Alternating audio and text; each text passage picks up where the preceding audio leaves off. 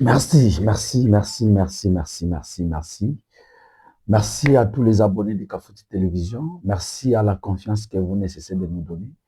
Merci parce que vous êtes toujours avec nous. J'encourage ceux qui sont en train de s'abonner et j'encourage ceux qui n'ont pas encore abonné dans notre chaîne Kafouti Télévision de s'abonner dans notre chaîne. Vous liker, vous partager, c'est ça votre soutien. Nous ne pouvons pas venir ici vous demander de l'argent, nous ne pouvons pas venir ici vous demander quoi que ce soit, mais nous vous demandons seulement de soutenir cette chaîne, parce que cette chaîne vous donne des informations traitées, des informations vraies. Nous faisons l'effort de venir avec des informations certifiées par rapport à d'autres chaînes qui viennent divulguer, qui viennent désinformer, qui viennent faire. Nous, c'est l'information qui est notre priorité. Et cette information, nous devons l'épuiser à la source, les traiter et après amener. Donc, voilà, Kafouti Télévision est toujours là et sera toujours là pour vous. Et soutenez cette chaîne. Abonnez-vous, abonnez-vous. Oya s'abonner te akende ko s'abonner. Mo panza sango ya Kafouti Télévision ke tozali kolobela kaka vérité. Lelo tolingi tolobela sécurité na mboka na biso. Mais tokotia plus accent na Ituri parce que insécurité lelo na Congo ekomi gangréné. Même na Kinshasa tokolobela ngo lobi. Demain nous allons parler essentiellement de Kinshasa qui est en train de subir des menaces de l'insécurité. Bah côté là batu na bandaku bazo kidnappé, enlèvement, donc ba makambo belo sa mana Kinshasa metolobela ngo lobi. Lelo boyebi kembo na biso surtout na partie orientale, ils allaient toucher, ils allaient occupés par ba M23 oyo bazumboka na biso illégalement, mboka oba koko batikela biso. Lelo mboka wana ekomi na une partie ya mboka na biso eza na maboko ya bango et bango ba M23 na baza na la majorité des M23 sont des Rwandais. Mais bazumboka na biso po ya kolanda nkita na biso po ya pona kolula mabele na biso et bazu yango. Mais le gouvernement et le président de la République sont en train de travailler pour que ba ko récupérer mabele wana. Ba ko récupérer territoire na biso ils allaient occuper. Tôt ou tard, na partie orientale, kimia gozala. Tôt ou tard, est un pays na biso, kimia gozala. Même biso toche kimia te. Même bana na biso ba rocha kimia. Même ba koko na biso ba rocha kimia. Oyo nyonso bato ba kosala ba kanisi ba gagner, mais ba gagner te. Il y aura un enfant qui va sortir. Il y aura un fils du pays qui sortira pour mettre de l'ordre dans ce coin. C'est pourquoi nous sommes en train de demander au gouvernement. Nous sommes en train de voir les efforts que vous êtes en train de faire. Mais aujourd'hui, les Congolais cherchent la paix durable. La paix durable passe par une bonne organisation. La paix durable passe par un bon recrutement. La paix durable passe par l'entretien de ces hommes, de ces militaires. Et nous sommes en train de voir que le gouvernement est en train de travailler sur ça. L'année passée, le gouvernement a augmenté même les soldes des militaires.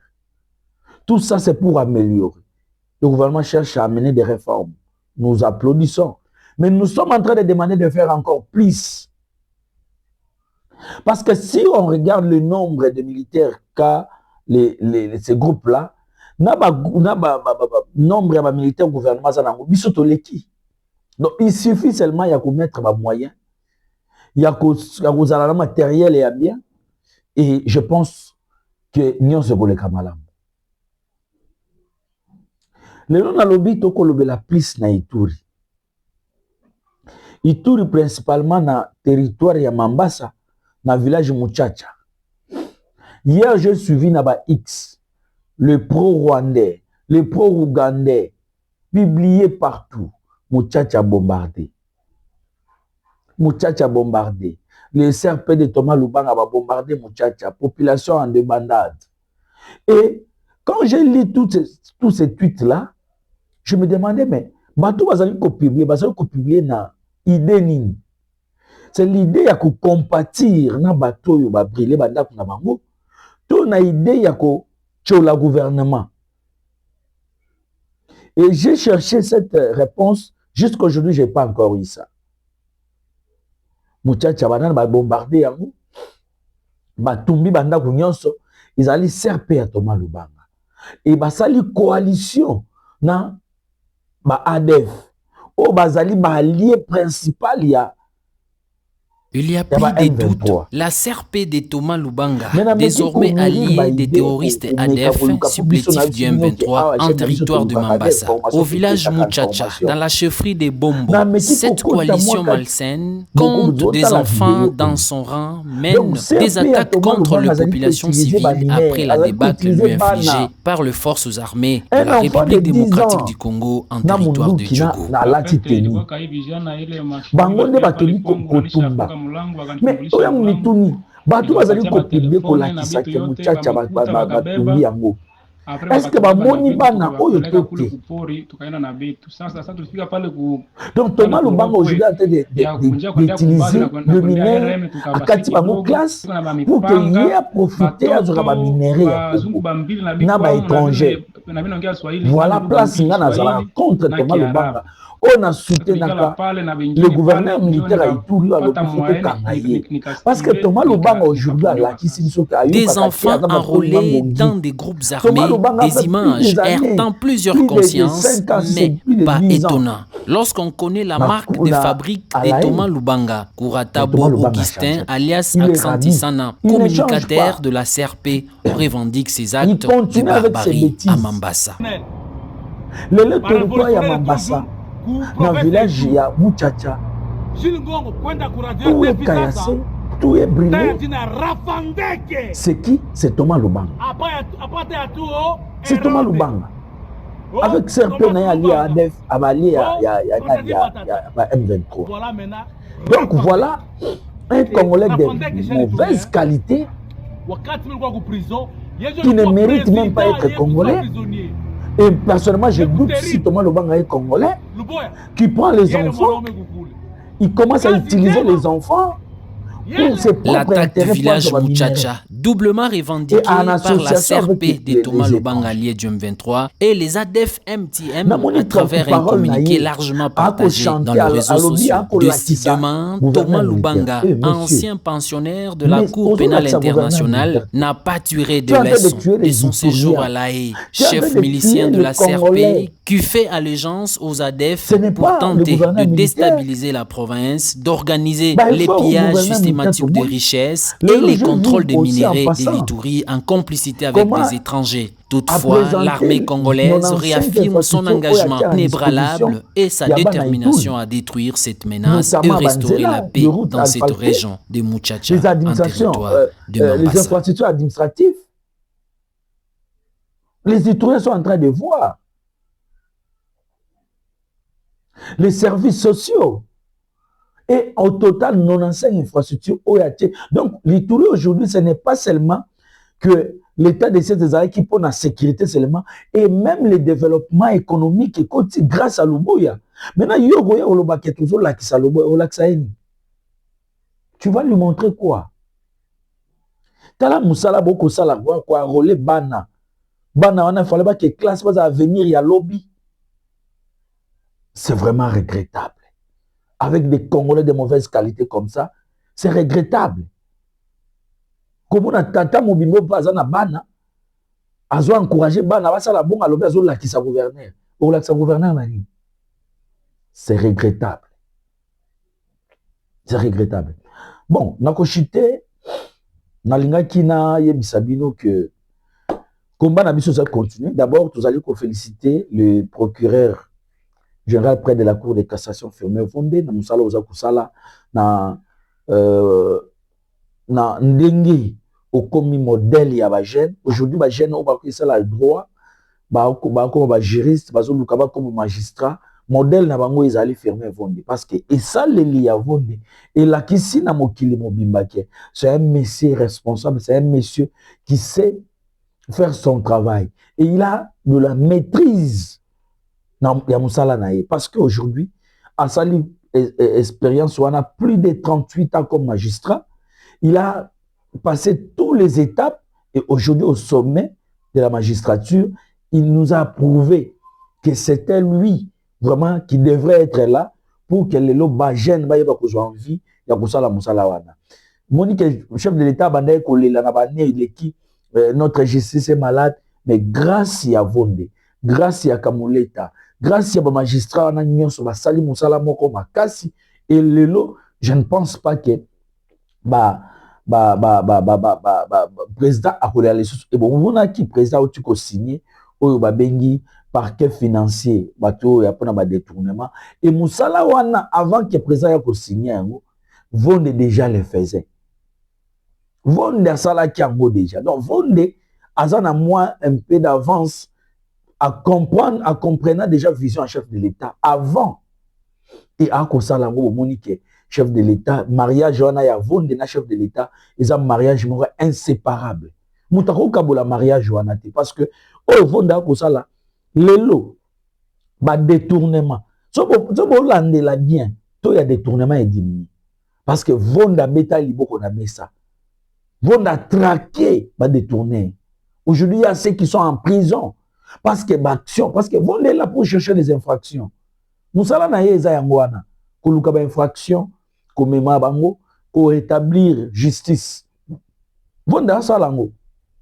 Et chef de l'État lelo ayoko signer yango. En tout cas mariage oyo muta okabola ngo na mona été. Nana ko kabola mariage oyo ya Vonde na chef de l'État.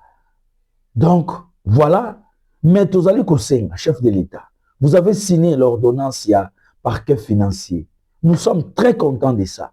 Mais ceux qui vont travailler parquet financier, oui, mais il y a des gens qui vont travailler, ce sont des magistrats, ce sont des procureurs. Chef de l'État, maintenant, quelles sont les conditions de travail au Tché pour les conditions que les magistrats ils ont dignité. Même na Kinshasa, ils ont la même nation, na Kinshasa, ils ont des conditions bien. Mais les Kinshasa, ils ont des conditions bien. Si on a un greffier na parquet général, ils ont des musala. On a un magistrat, on a un corps de pouvoir judiciaire. Ba bureau na bango. Wana na Kinshasa, mais kende siko na ba province. Autant la lolenge nini ba to akosala musala. Ba magistrat ba kosala musala na se banzete. Soki mbule ye ba banimbango ba papier poli. Et aujourd'hui il y a 2500 magistrats fallait pas affecter. Mais ba magistrat ba comme ko luka, ba nouveau magistrat ba comme négocier, ba tindanga boye parce que ba yebike bibisika mususu moyen ba travailler ko zalate. Les conditions de travail des magistrats. Il n'y a pas des infrastructures. Il n'y a pas de parquet. Dans l'intérieur, exacté. Batunyo surtout to batonda awa la parquet général à Kinshasa. Chef de l'État. Biso to ba lobeli à peuple. Biso lobeli à peuple. Monito lobeli à corps ya pouvoir judiciaire. Conditions de musala na bango. Le to luka justice malamu. Mais pour tout la justice malam, faut tout tia bango pe na ba condition ya malam. Sans ba condition to ko justice malam te. To ko lela ka justice na biso eza malade. Ce ko ke na rémunération na bango nzambe. Nzambe. Nzambe. Rémunération ya ba magistrat. Et foutez les ba magistrat. Mais to ko senga bango ebele, to ko pesa muke. Toko senga ebele, mais toko pesa moke. Moi, je partage la même douleur avec tous les magistrats. Oyo ba kosala musala, mais ba kosala mona ba condition ya mabe. Biso toko lobele la bino. Tozali wana poto lobela pepe, toko lobele la bino. Pour que chef de l'État yoka, ameka kosala quelque chose, pour que gouvernement yoka. Gouvernement yoka.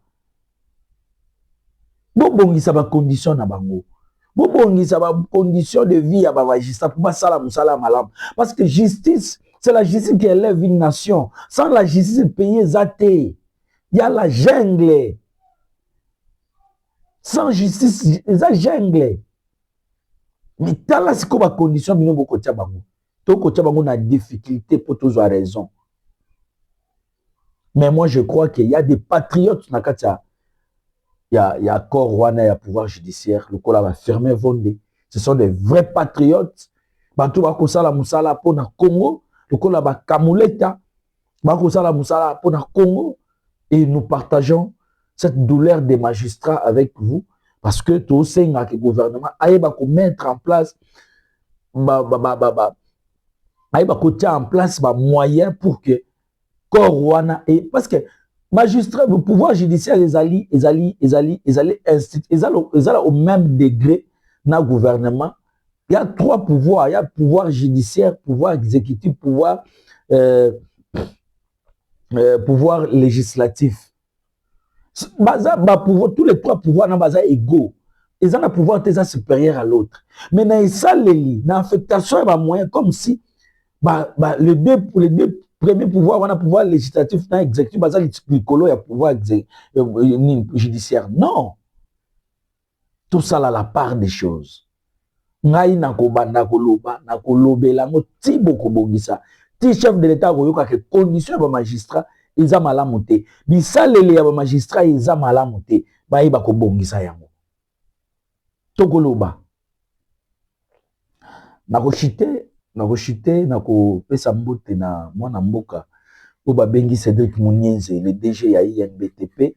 Le DG a pesongi espoir dans la jeunesse. Oh, à Sali Moussala, chef de l'État, à l'hôpital, je peux encore nommer les jeunes. Parce que on me disait que les jeunes sont là ils sont dans la distraction. Mais c'est dit que mon Nienzaye, na INBTP, il y a des jeunes qui travaillent. C'est pourquoi, moi, je naïb Sara, na Lobaka, chef de l'État, il y a des structures où ils ont 5 nécessité, il y a des techniciens qui ont maîtrisé matière. Parce que c'est un ingénieur de formation. Il a fait l'INBTP, il est allé en Belgique. Et les lots qui a une OVD, office des routes. Ma structure, on a canalisé, structure, les lots qui c'est OVD. Qui a la tête de OVD? Est-ce qu'il est technicien? C'est dit Mounier Zebazana. Ministère quoi infrastructure wana. Mais c'est dit Mounier Zefazoyango.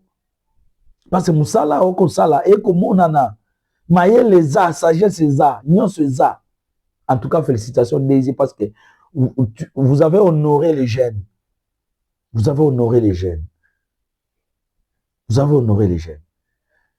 Et je suis en train de voir toutes les actions qui sont en train de se faire à la province du Lualaba. Fifi Masuka, c'est une femme modèle. Fifi Masuka aujourd'hui a mis tout le monde d'accord. Mon service à Fifi Masuka, il faut travailler. En tout cas, Fifi Masuka, Lelo, Lualaba, Nathalie, infrastructure, Nakata Lualaba, place, jeune député, sali, conférence, Nabango, Namituni, oh, eza Congo to eza poto. Mais Fifi Masuka pour nous sala bisoboy. Non, o lekisi, aider o lekisi. Oh. Obi na utuna, na otala ba honorable ba otleka. Oh. Na tuni mais où eza wapi? On a Lualaba. Oh. Mais attends Kinshasa ezate. Kinshasa ba infrastructure a bongo ezate. Fifi Masuka. Nzambe moi shoyo. Fifi Masuka a mérité respect. Fifi Masuka a mérité tout soutenir. Parce que l'initiative va boyer. Non, du jamais vu. Du jamais vu. Non, Fifi Masuka, en tout cas, félicitations. Aujourd'hui, le chef de l'État peut être fier que Azalina, soda naye, mais Oya Liboso, Zali Fifi Masuka. En tout cas, félicitations. Nathalie, non. Et sans oublier, j'ai salué aussi Trésor Mahamba. Hein? Trésor Mahamba, chef, il y a antifraude à Lualaba. Moni Aosala, Bajen, non, tout le Bela Bajen, Bajen Bako Salam Sala. Trésor Mahamba, coup de chapeau na musala ko sala, continuer comme ça, soutenir Fifi Masuka pour que Lualaba lelo ngai na oluka na lo ya Lualaba mais bon na habité na olinga na ya pena Lualaba na tala Lualaba na filmer na lakisa ba kinwa na lakisa monde entier ba réalisation nyonso za na kati ya Lualaba maamba soka yoki pona za na mutu pona te ona yebi même Masuka na oloba na yebi ete na tala yeka na télévision maamba na tala ye na télévision mais na habité mais félicitations na musala beaucoup sala merci.